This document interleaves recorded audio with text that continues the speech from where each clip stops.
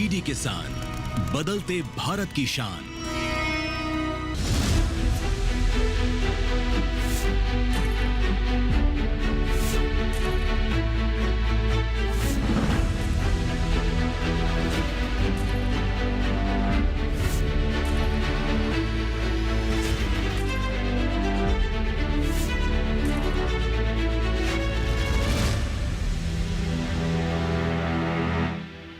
नमस्कार, आप देख रहे हैं दूरदर्शन किसान चैनल। हमारे खास कार्यक्रम सरकार आपके साथ में मैं अदिति शर्मा आप सभी का स्वागत करती हूं। हमारे इस कार्यक्रम के माध्यम से सरकारी योजनाओं की जानकारी हम आप तक पहुंचाते हैं, उनके क्या फायदे आपको मिल सकते हैं, इसके बारे में हम आपको जागरूक करने का प्रयास करते हैं। आज के हमारे इस एपिसोड में हम आपको बताएंगे वन नेशन वन सब्सक्रिप्शन योजना के बारे में। हाल ही में इस योजना की शुरुआत की गई है। अब इस योजना से क्या लाभ हमें मिल सकते हैं, जानने के लिए आइए नजर डालते हैं योजना के सार पर।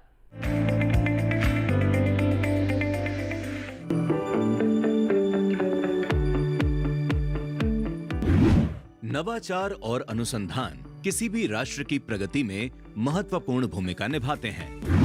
जिस तरह हम 2047 तक भारत को विकसित राष्ट्र बनाने का सपना देख रहे हैं, उसके मद्देनजर अनुसंधानों की भूमिका और भी बढ़ जाती है। लेकिन समस्या ये है कि शोधकर्ताओं को अपने शोधों के लिए जरूरी साहित्य तक पर्याप्त पहुंच नहीं मिल पा रही है। इसी बात को ध्यान में रखते हुए 25 नवंबर 2024 को वन नेशन वन सब्सक्रिप्शन के नाम से एक नई योजना को मंजूरी मिली। ये योजना राष्ट्रीय शिक्षा नीति 2020 के प्रावधानों के अनुरूप है और इसका उद्देश्य सरकारी उच्च शिक्षा संस्थानों, केंद्र सरकार के अनुसंधान और विकास केंद्रों के सभी छात्रों, शिक्षकों, शोधकर्ताओं और वैज्ञानिकों को अंतर्राष्ट्रीय विद्वानों की पत्रिकाओं और लेखों तक पहुंच प्रदान करती है। वन नेशन वन सब्सक्रिप्शन योजना 6300 से अधिक उच्च शिक्षा संस्थानों के साथ साथ अनुसंधान और विकास संस्थानों को कवर करेगी। इसका लाभ विज्ञान, प्रौद्योगिकी, इंजीनियरिंग, गणित, चिकित्सा, सामाजिक विज्ञान, वित्त और लेखा जैसे विषयों के लगभग 1 करोड़ 80 लाख छात्रों, शिक्षकों और शोधकर्ताओं को लाभ मिलेगा। साथ ही ये लोग 30 प्रमुख अंतर्राष्ट्रीय प्रकाशकों की 13,000 से अधिक पत्रिकाओं तक पहुंच बना सकेंगे। खासतौर से टियर 2 और टियर 3 शहरों के संस्थानों के लिए ये योजना किसी वरदान से कम नहीं है। इसका पहला चरण 1 जनवरी 2025 से 31 दिसंबर 2027 तक है। इस चरण के लिए 6,000 करोड़ रुपए आवंटित किए गए हैं।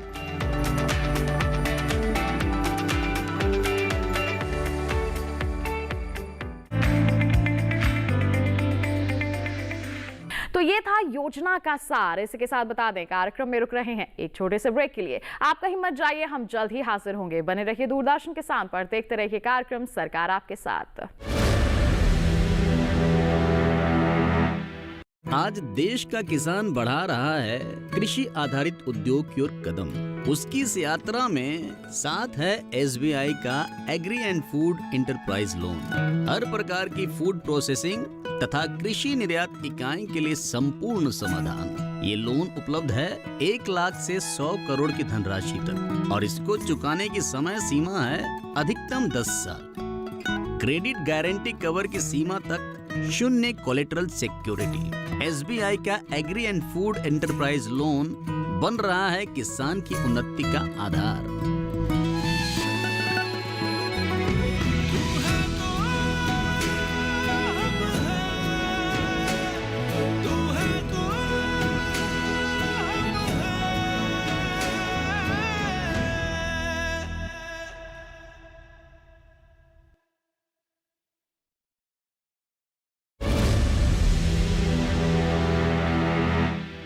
ब्रेक के बाद दूरदर्शन किसान चैनल के कार्यक्रम सरकार आपके साथ में आप सभी का फिर से स्वागत है।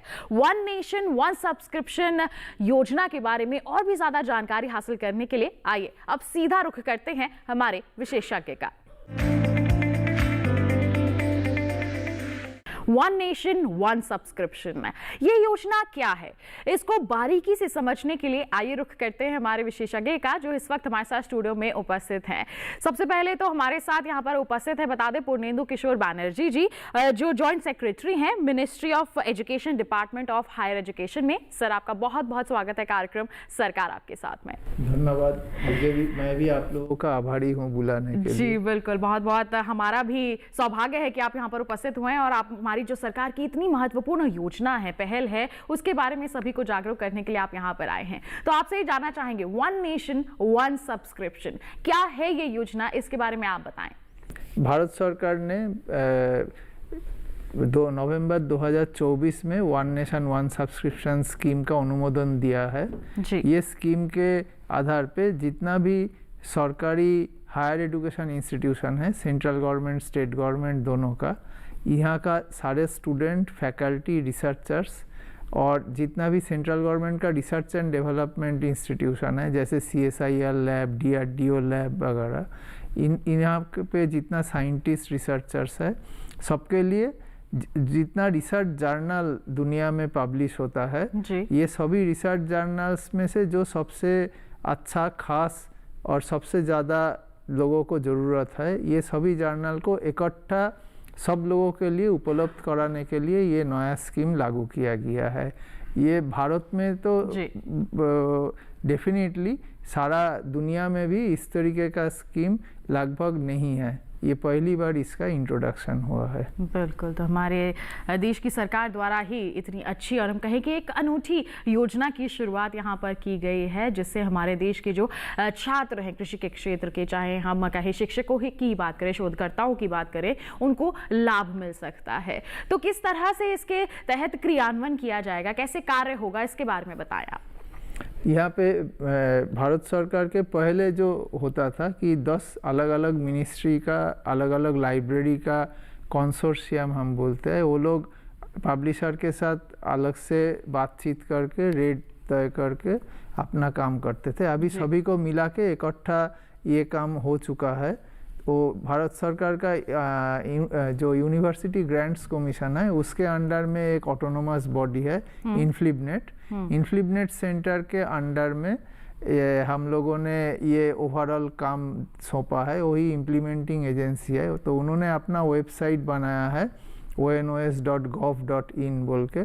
उस वेबसाइट में जितना भी इंस्टीट्यूशन है वो अपना रजिस्टर कराएंगे और वो ONOS वेबसाइट के माध्यम से जितना भी पब्लिशर है, अभी क्योंकि सारा सब कुछ पब्लिकेशन हो चुका है, तो वो पब्लिशर का वेबसाइट में ONOS पोर्टल के माध्यम से जाके वो अपना जो भी जर्नल है वो डाउनलोड कर पाएंगे। जर्नल का जो आर्टिकल चाहिए वो अपने हिसाब से डाउनलोड कर पाएंगे। बिल्कुल, तो सारी जो जानकारी है वो एक ही जगह पर यहाँ पर मिल जाएगी। हमारे जो जितने भी छात्र हैं, शोधकर्ता हैं, जिन्हें भी ज़रूरत है उस जानकारी की। तो जैसे आपने पोर्टल का यहाँ पर जिक्र किया, तो इस पोर्टल पर किसी तरह का कोई रजिस्ट्रेशन करवाना होगा? इस पोर्टल में जो इंस्टीट्यूशन है वो अपना रजिस्ट्रेशन कराएंगे। तो वो पोर्टल में हम लोग ऑलरेडी इंस्टीट्यूशन, जो भारत सरकार का एक all India survey of higher education होता है, वो उसमें जितना भी सरकारी हायर एजुकेशन इंस्टीट्यूशन पार्टिसिपेट करते हैं, उनका लिस्ट बना के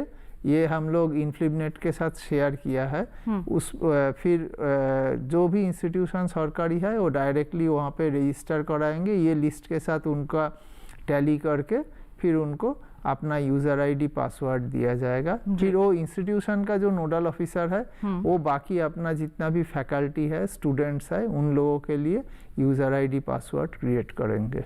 बिल्कुल, तो उस यूज़र ID पासवर्ड के ज़रिए अगर हम लॉगिन करेंगे तो उसके माध्यम से हमें जितनी भी जानकारियां जो हमें चाहिए वो आसानी से मिल जाएंगी। तो जैसे अभी आपने कहा कि सरकारी जो संस्थान है, सरकारी जो यूनिवर्सिटीज़ हैं, वो ही लाभान्वित होंगी। कोई अगर हम गैर सरकारी संस्थानों की बात करें तो उनको शामिल किया गया है इसमें? जो स्कीम अभी लागू हुआ है वहाँ पे अभी सिर्फ जितना भी केंद्रीय सरकारी और राज्य सरकारी हायर एजुकेशन इंस्टीट्यूशन है, उन्हीं के लिए ये स्कीम लागू किया गया है।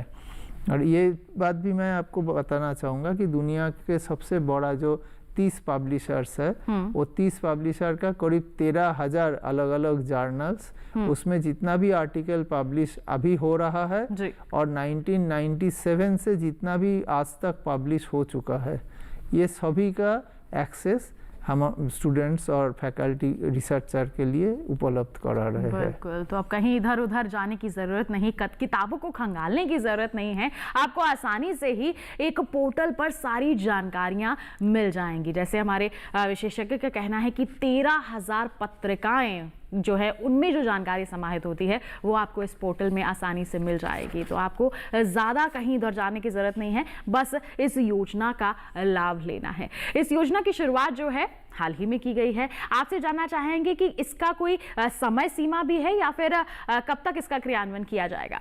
अभी हम लोग जो ये स्कीम का अप्रूवल है, ये हम 3 कैलेंडर ईयर के लिए लिया है, 2025, 2026, 2027। तो इसका जो यूजेज वगैरह है ये देख के फिर इसके आगे का कार्रवाई किया जाएगा। फिर इसमें धीरे धीरे बदलाव भी लाए जाएंगे समय की मांग के अनुसार। आपसे जानना चाहेंगे, आपने कहा कि सरकारी जितने भी संस्थान हैं, हमारे जो कृषि विश्वविद्यालय हैं, उन्हें इसमें जोड़ा गया है, तो ये देश भर के संस्थानों को जोड़ा गया है या फिर किसी अलग अलग क्षेत्र विशेष को इसमें शामिल किया गया है? पूरा देश में जितना विभाग है सभी को, मतलब जहाँ पे भी आप रहिए, कोई इवन जो गांव में है, शहर में है, टायर 2 टायर 3 सिटीज में है, जहाँ पे भी हो सब लोगों को जुड़ा गया है। एक्चुअली जो Indian council of agriculture research है, उनका भी जितना कृषि विश्वविद्यालय है, उनका जितना रिसर्च सेंटर्स है, ये सभी लोगों को यहाँ पे लाभ मिलेगा। और ICAR हम लोगों का एक बड़ा एक्टिव पार्टनर है इसमें। बिल्कुल, तो हम कह सकते हैं कि यहाँ पर देश भर में, जैसे नाम ही है वन नेशन वन सब्सक्रिप्शन, तो देश भर के संस्थानों को इसमें शामिल किया गया है ताकि सभी को लाभ मिल सके। अब हम आपसे यहाँ पर जानना चाहेंगे, जैसे आपने कहा कि छात्रों को जितनी भी जानकारी अगर चाहिए वो उन्हें आसानी से मिल जाती है। अगर हम यहाँ पर बात करें हमारे शोधकर्ताओं की, किसी तरह का नया शोध उन्होंने किया है, क्या वो भी अपनी जानकारी इसमें शामिल कर पाएंगे? हम लोग जो बाकी रिसर्च इंस्टीट्यूट्स है, वहाँ पे भी जो लोग साइंटिस्ट है, जो सेंट्रल गवर्नमेंट का रिसर्च इंस्टीट्यूट है, उनको भी ये एक्सेस दिया गया है। और वो रिसर्च इंस्टीट्यूट, अगर किसी रिसर्च इंस्टीट्यूट जो अभी तक नहीं जुड़ा है, उनको एक AISAC पोर्टल जो है, वहाँ पे एक नया कोड लेना पड़ेगा। उनका 8 से कोड शुरू होता है, वो कोड तैयार हो जाएगा, फिर वो कोड ONOS में दे देंगे, तो उसके हिसाब से उनका भी रजिस्ट्रेशन हो जाएगा, उनको भी सारा लाभ मिलेगा। बिल्कुल, तो रजिस्ट्रेशन जैसे आपने कहा कि, तो इसके लिए क्या क्या जानकारियां देना ज़रूरी है इस पोर्टल पर रजिस्ट्रेशन के लिए? रजिस्ट्रेशन का जानकारी बहुत ही कम है कि जो सरकार के अंतर्गत है, वो सरकार का, मतलब स्टेट का है तो स्टेट का हायर एजुकेशन डिपार्टमेंट का होगा, वो उनका एक चिट्ठी रहेगा। और जो ऑलरेडी AISAC में डायरेक्टली अपना डेटा देते हैं, उनका तो डिटेल हमारे पास है ही, वो सिर्फ उसी AISAC कोड के साथ वो अपना इंस्टीट्यूट का कोई भी परमानेंट जो सीनियर एम्प्लॉय है, उनको नोडल ऑफिसर बनाया गया है, ऐसा चिट्ठी दे के वो ONOS में रजिस्ट्रेशन के लिए अप्लाई करेंगे, बस उनको एक्सेस दिया जाएगा। तो इसके लिए किसी तरह का कोई शुल्क वगैरह भी देने की प्रावधान यहाँ पर सेंट्रल गवर्नमेंट सेंट्रली सबके लिए इकट्ठा पेमेंट कर चुके हैं, तो कोई भी इंस्टीट्यूट जो रजिस्टर कर रहे हैं उनको कहीं पे कोई पैसा देने का जरूरत नहीं है। बिल्कुल, तो सरकार द्वारा जो है वहन किया गया है जितना भी आर्थिक यहाँ पर खर्च आ रहा है, ऐसे में किसी भी सरकारी संस्थान को किसी भी तरह का खर्च करने की ज़रूरत नहीं है और आप आसानी से रजिस्ट्रेशन करवा सकते हैं। न केवल आपके जो छात्र हैं, जो शिक्षक हैं, जो शोधकर्ता हैं, उन्हें लाभ मिलेगा, जानकारी जो है एक ही पोर्टल पर आसानी से मिल जाएगी। तो क्या कहते हैं सर आप, जो ये सरकार की पहल है वन नेशन वन सब्सक्रिप्शन, इससे हमारे देश के एजुकेशन के क्षेत्र में या फिर हम खेती किसानी के क्षेत्र में बात करें, रिसर्च के क्षेत्र में बात करें, किस तरह के बदलाव आएंगे, चेंजेस क्या क्या देखने की उम्मीद हम कर सकते हैं? रिसर्च करने के लिए हम लोग पहले जब हम लोग भी स्टूडेंट थे, उस टाइम हम लोगों ने जो देखा है कि ये जो अच्छा रिसर्च होता है, उस डॉक्यूमेंट को एक्सेस करना, वो उसके बेसिस पे पढ़ाई करना, ये सब चीज़ बहुत मुश्किल होता था तब। अभी एक तो इंटरनेट आने का बड़ा सुविधा हुआ है कि एक जगह में बैठ के हम दुनिया के बहुत सारे कोने के में क्या क्या हो रहा है उसका जानकारी मिल सकता है हम लोगों को। अभी ये जो रिसर्च जर्नल्स है, जो अभी क्या क्या रिसर्च हो रहा है, ये डायरेक्टली हम लोगों को मिलता नहीं है। ये सब्सक्रिप्शन लेना मैंडेटरी है इसके लिए। तो ये सब्सक्रिप्शन सेंट्रल गवर्नमेंट इकट्ठा सभी हमारे देश का जितना भी स्टूडेंट्स है उनके लिए ले लिया। सरकारी कॉलेज, यूनिवर्सिटी, इंस्टीट्यूट्स में पढ़ने वाले स्टूडेंट जो रिसर्चर्स है, फैकल्टी है, अभी ये लोग यहाँ का लेटेस्ट इंफॉर्मेशन पूरा दुनिया का इकट्ठा मिल जाएगा, तब वो अपना रिसर्च में वो वाला नॉलेज को यूज़ कर पाएंगे। और उसको इस्तेमाल करने का एक लाभ है कि उसका एप्लीकेशन कर पाएंगे। दूसरा है कि ये पढ़ने के बाद खुद अपना फील्ड में और क्या क्या कर सकते हैं, हमारे देश के हिसाब से कौन सा चीज़ ज़्यादा ज़रूरी है, उस हिसाब से वो अपना रिसर्च करके देश को और भी आगे तरक्की के तो और भी जल्दी ले जा लगातार प्रयास किए जा रहे हैं कि हमारे देश को एक विकसित देश बनाया जा सके, और इस दिशा में हम कह सकते हैं कि एक बहुत ही अनूठा कदम है ये, ताकि शोध जो है और भी ज़्यादा अच्छे स्तर पर किए जा सके। हमारे देश के जो छात्र हैं उन्हें आसानी से सभी जो जानकारियां हैं वो मिल सकें, जिससे शिक्षा के स्तर में भी और ज़्यादा सुधार आ सके। आप क्या संदेश यहाँ पर देना चाहेंगे हमारे देश के जो छात्र हैं, इस समय देख रहे हैं, जो शिक्षक हैं, जो शोधकर्ता हैं, रिसर्चर्स हैं, उन्हें क्या सलाह देंगे? उनके लिए ये योजना कितनी फायदेमंद साबित हो सकती है? हम तो सबसे पहले आपके चैनल के माध्यम से यही सबको बताना चाहेंगे कि अभी तक जिन्होंने इसका इस्तेमाल शुरू किया है वो लोग अपना जो साथी है उनके पास भी बताए कि वो किस तरीके से इसका लाभवान हो सकता है, ताकि जल्द से जल्द ये जिन लोगों के इस्तेमाल करने के लिए ये स्कीम लागू किया गया है वो सबको इसका जानकारी पहुँचे, वो उसका इस्तेमाल करना शुरू करे।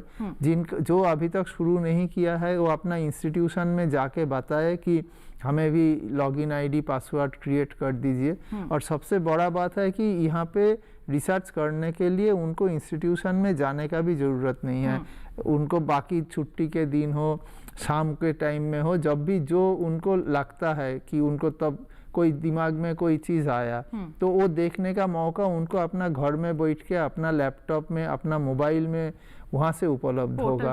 तो ये इसका फ़ायदा जल्द से जल्द सभी को लेना चाहिए। जल्द से जल्द सभी को लेना चाहिए। तो जैसे अभी आपने कहा कि यहाँ पर लोगों को जानकारी नहीं है, लेकिन लगातार प्रयास किए जा रहे हैं, तो जागरूकता देश भर में इस योजना के प्रति लाने के लिए किस तरह के प्रयास किए जा रहे हैं मंत्रालय द्वारा?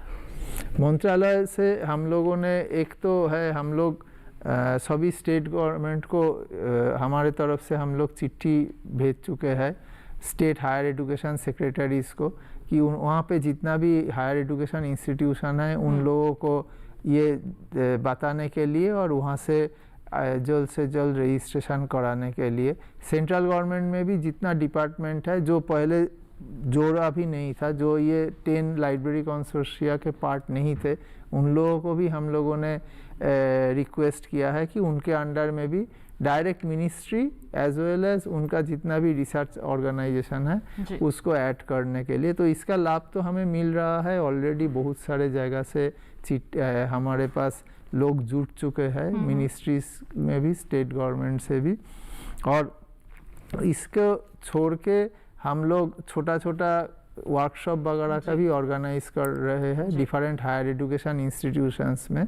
जो हमारा पब्लिकेशन का पार्टनर्स है, जो पब्लिशर्स का जर्नल यहाँ मिल रहे हैं, वो भी अपना तरफ से अलग अलग जगह में प्रेस रिलीज, फिर छोटा छोटा जो वर्कशॉप, सेमिनार, ये करके जो रिसर्चर कम्युनिटी है उनके पास भी ये संदेश पहुंचाने का कोशिश कर रहे हैं। बिल्कुल, तो मंत्रालय द्वारा भी लगातार प्रयास किए जा रहे हैं वन नेशन वन सब्सक्रिप्शन के प्रति जागरूकता हमारे देशवासियों के समक्ष लाने के लिए। अभी तक की अगर हम बात करें, ज़्यादा वक्त नहीं हुआ है इस योजना की शुरुआत हुए, तो अभी तक आंकड़े क्या कहते हैं कि क्या स्तर बढ़ता किया जा रहा है? रजिस्ट्रेशन की जो संख्या है वो बढ़ती जा रही है इस पोर्टल पर? रजिस्ट्रेशन की संख्या तो बढ़ती जा रही है। जैसे हमने बोला कि R&D इंस्टीट्यूशंस जो पहले नहीं थे, अभी तक करीब 200 ऐसा इंस्टीट्यूशन सेंट्रल गवर्नमेंट का अलग अलग वो लोग रजिस्टर कर चुके हैं। अलग अलग स्टेट गवर्नमेंट से अभी तक करीब 4000 के आसपास कॉलेजेस, यूनिवर्सिटीज, इंस्टीट्यूशंस यहाँ पे ऐड हो चुके हैं। 1100 से कुछ अधिक संख्या में जो इंस्टीट्यूशन है वो बहुत बड़ा इंस्टीट्यूशन है, उनका अपना फिक्स्ड IP एड्रेस है। उस IP एड्रेस के माध्यम से वो लोग अपना पूरा इंस्टीट्यूट के जो कैंपस है वहाँ पे वो एक्सेस देते हैं।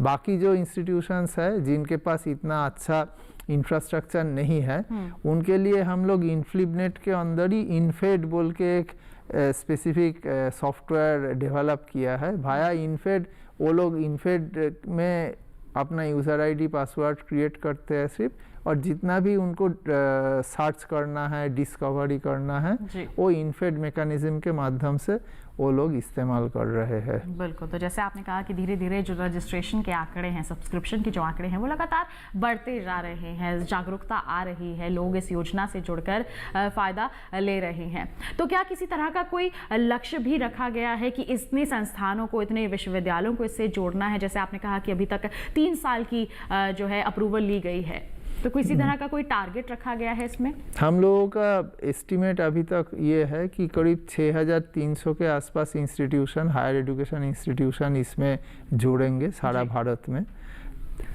बिल्कुल। तो 6300 के लगभग जो अगर हम स्टूडेंट, फैकल्टी, फिर रिसर्चर, ये पूरा कम्युनिटी को अगर देखेंगे तो करीब 1.8 करोड़ लोगों को जो हायर एजुकेशन सिस्टम में जुड़े हुए हैं उसको इसका फ़ायदा मिलना है। बिल्कुल। तो इतने सारे लोगों को इससे फ़ायदा मिल सकता है, और इस फ़ायदे को अपने तक पहुंचाने के लिए ज़रूरी है कि आप वन नेशन वन सब्सक्रिप्शन योजना से जुड़ें। सरकार की एक अनूठी पहल है, हम कह सकते हैं, जो हमारे छात्रों के लिए, शिक्षकों के लिए, साथ ही साथ खासतौर पर हमारे शोधकर्ताओं के लिए काफ़ी फ़ायदेमंद साबित हो सकती है। जितनी भी जानकारियाँ हैं और अच्छे स्तर की जो जानकारियां हैं वो आपको सिर्फ एक पोर्टल पर उपलब्ध हो सकती हैं। तो अब आप भी इस योजना से जुड़कर इसे अपने लिए फायदेमंद बना सकते हैं और इसे एक सफल भी बना सकते हैं। तो उम्मीद करते हैं जितनी भी जानकारियां हमारे जो विशेषज्ञ हैं उन्होंने आप तक पहुंचाई हैं वो आपके लिए लाभान्वित साबित होंगी, और आपने सभी को जागरूक किया है इस योजना के प्रति, उसके लिए आपका बहुत बहुत धन्यवाद सर। धन्यवाद। तो आज के हमारे इस कार्यक्रम में बात की हमने वन नेशन वन सब्सक्रिप्शन के बारे में, और उम्मीद करते हैं इस योजना के बारे में अब आप जान गए होंगे, इसे समझ गए होंगे, और अब आप इससे ज़रूर जुड़ेंगे। तो आज के लिए तो बस इतना ही। आपको बता दें कि आपके पास कार्यक्रम के लिए कोई सुझाव है, कोई सवाल भी है, कुछ जानना चाहते हैं आप, तो उसके लिए आप हमें ईमेल कर सकते हैं। ईमेल ID है सरकार आपके साथ @gmail.com। आप फेसबुक के जरिए जुड़ सकते हैं। फेसबुक पर जाइए, हिंदी में टाइप कीजिए सरकार आपके साथ, हमारा पेज खुलेगा। जो भी सवाल है, सुझाव है, वो आप पोस्ट कर सकते हैं। DD किसान कॉल सेंटर नंबर है 1800-1130660, जिस पर सोमवार से शनिवार सुबह 6 बजे से रात के 10 बजे तक कॉल करके आप अपना सवाल रिकॉर्ड करवा सकते हैं, जिसे हम कार्यक्रम में जरूर शामिल करेंगे। साथ ही आपको जानकारी दें, दोबारा देखना चाहते हैं आप हमारा ये कार्यक्रम, तो टीवी स्क्रीन पर दिखाए जा रहे इस QR कोड को स्कैन कर लीजिए, सीधा पहुंच जाएंगे हमारे YouTube चैनल पर। तो इसी के साथ आपको बता दें आज के कार्यक्रम में बस इतना ही। अगले अंक में हम फिर होंगे हाजिर, किसी नई योजना के बारे में करेंगे आपको जागरूक। तब तक के लिए हमें दीजिए इजाजत, लेकिन आप बने रहिए दूरदर्शन किसान पर। नमस्कार।